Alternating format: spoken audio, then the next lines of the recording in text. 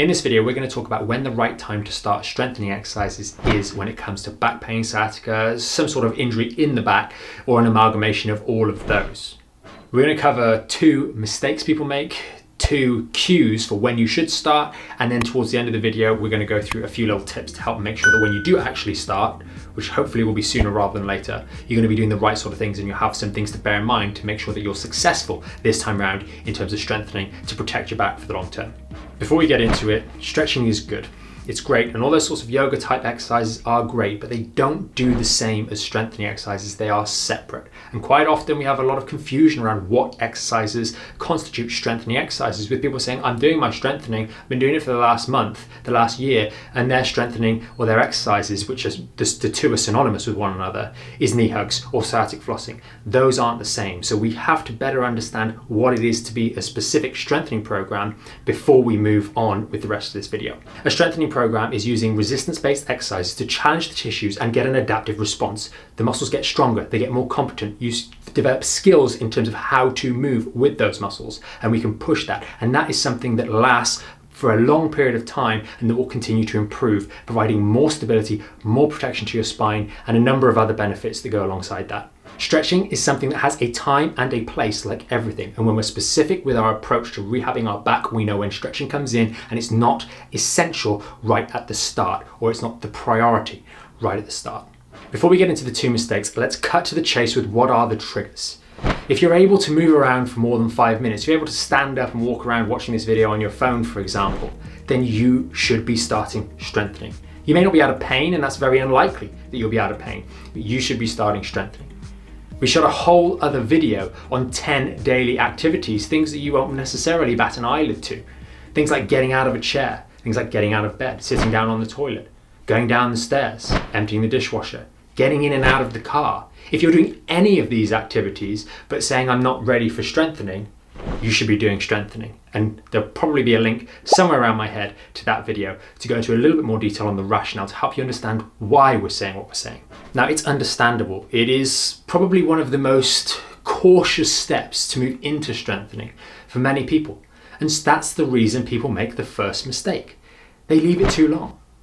The point is that strengthening these tissues around the midsection, legs, etc., provides stability and protection for your lower back. And with the muscles, like everything in the human body, it is a case of use it or lose it. If you are not using it, you will lose the competence.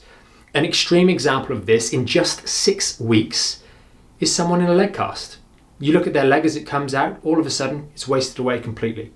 Your body, the core strength and stability, requires activity. It requires specific activity to keep it strong and competent.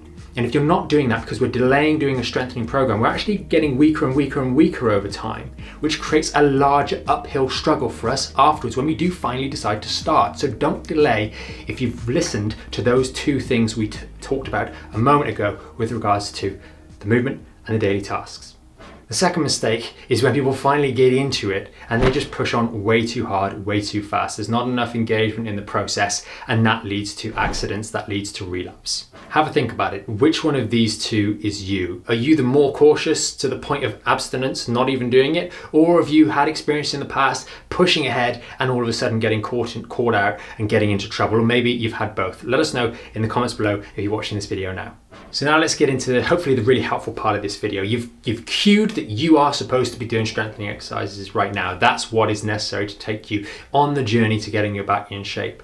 But what is the first principle to really help you be as successful as possible with your strengthening process? And that is getting around the right community. Being around the right sort of people, having the right sort of resources is so helpful, because at the end of the day, a lot of people have long-term back pain because they don't understand the problems, they don't understand the solutions, and need a bit of help and guidance to get to where they want to be in terms of fixing the problem. Having that level of support from a community of people that know what they're talking about, of people that have been there before, people that have the same conditions that you have, or worse conditions than you have, that have been through the process already, that have trailblazed already for you, that helps you better along the journey.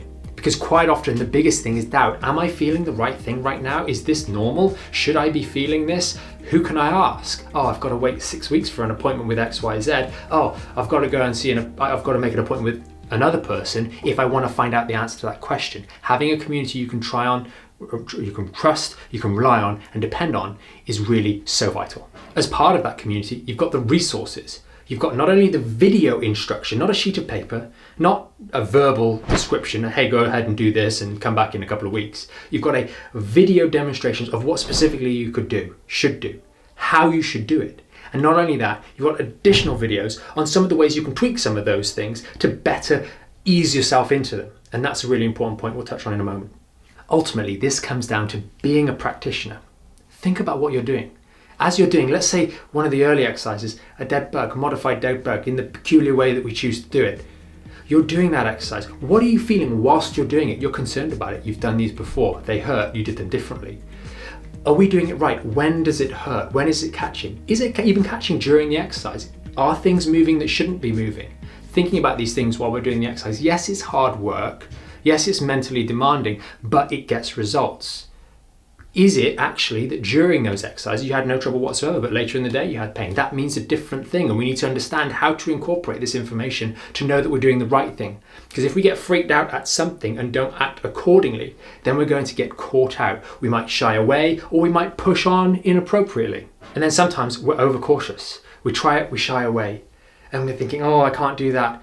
But we're carrying on doing those other activities. It's completely understandable, but the easiest thing to do is have that community that we mentioned a moment ago, where you can ask and get reassurance and get clarity.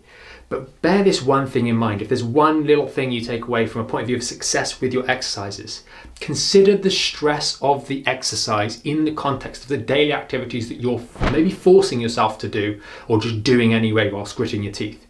If we take the example of that little dead bug, lying on your back, maybe with the support in play, lifting one leg up. If we're concerned about that, I can't do that, it's too much pain. But we're going up and down the stairs and doing all those other things. That's a real problem because we're not effectively allowing ourselves to move forwards. We break down the exercise, we make it more simple, we reflect on it, and we slowly build up. The question is, if that gives you a bit of trouble, then the only way you're going to start to strengthen those tissues is by practicing it and doing it in a controlled manner. Maybe you only do it one time. Maybe you do half of it once to start with, and you practice that daily until you can get the control required to be able to do it without things being lost, without engagement being lost, without movements happening that shouldn't happen. And then you're going to go and do 2 halves a daily for a period of time until you get it. Because these exercises, when we're talking about phase 2 style exercises, early strengthening type exercises, they're very, very safe. They're very, very safe. And if you do them in that meticulous way, you will get past that initial challenge. You will learn to get competent at them. And that competence will slowly allow you to do more, slowly allow you to strengthen up more. And yes, just being able to do 3, for example, of that exercise is not nearly enough strength support to be able to support your body and protect that injured back while you're going about those daily tasks we've mentioned so many times in this video. But it's a starting point. It's better than you are right now. It's better than you were a week ago. And that comes in to compare yourself to last week. Are you doing a few more? Because different people, depending on how long they've left the strengthening out of their program, need to go for different periods of time until they start to get control sufficient to protect that body on a daily basis. And that is the moment at which you start to really protect that back and allow it to go through an unencumbered healing process, and things start to resolve. You can start to get back to activities that you want to do. You can start to get back to strenuous activities that you want to do. And you can slowly not make that mistake. The second mistake we discussed, do you remember what it was? It was going in too hard. We start to get stronger.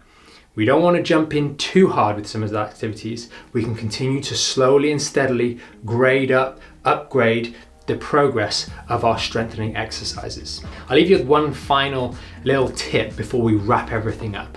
And that is thinking about how you go through your sets. Sometimes we set expectations to do 3 sets of 10 and we say, look, do what you can to start with. This little tip for you is doing 1 set of 10 is less good than doing 3 sets of 3. Because essentially when you're doing that 1 set of continuous 10 reps and just trying to get the last 3 or 4 out, you're not coming at them as fresh as you were when you're doing 3 sets of 3 reps. Between those 3 sets, you have a little bit of rest.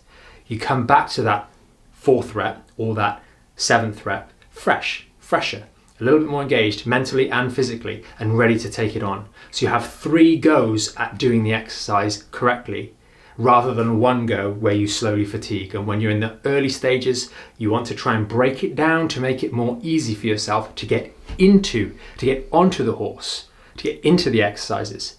And that is what will help you, because that's the biggest hurdle. That's the biggest thing that people are concerned about, is just making that step into it. Once you've got in and you start doing them and you notice, okay, it's doing okay, I'm not out of pain, but I've just started and I'm able to do those things. Now you're in a great place because you're able to start to make something that is fundamentally permanent or semi-permanent change in your body that will last much longer than anything else. So just to wrap this up, hopefully you found it helpful.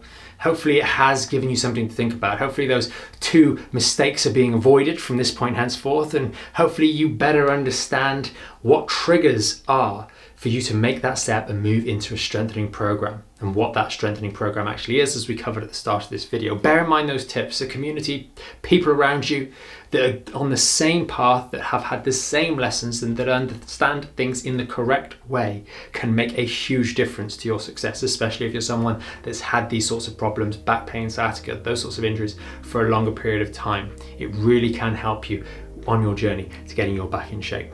If you did find this video helpful, do consider sharing it with someone. Maybe you know someone who's had back pain for a long period of time and just keeps going around in circles. They're a little bit better and then they relapse, a little bit better and then they relapse. So that's because they haven't built anything that lasts, and that is strengthening. Share this video with them, give us a thumbs up, and consider subscribing to the channel. Thanks for watching, and we will see you in another video, hopefully a little bit stronger too. If you want to learn more about the premium Back in Shape membership, there's going to be a video somewhere underneath here. And if you want to stay up to date or tune in to some of our more recent live streams and the Q&As at the end of those, then that's going to be down here. And remember, you can subscribe to the channel up here and hit the notification bell to make sure you know when we next go live, so you can join us for our next live stream and Q&A.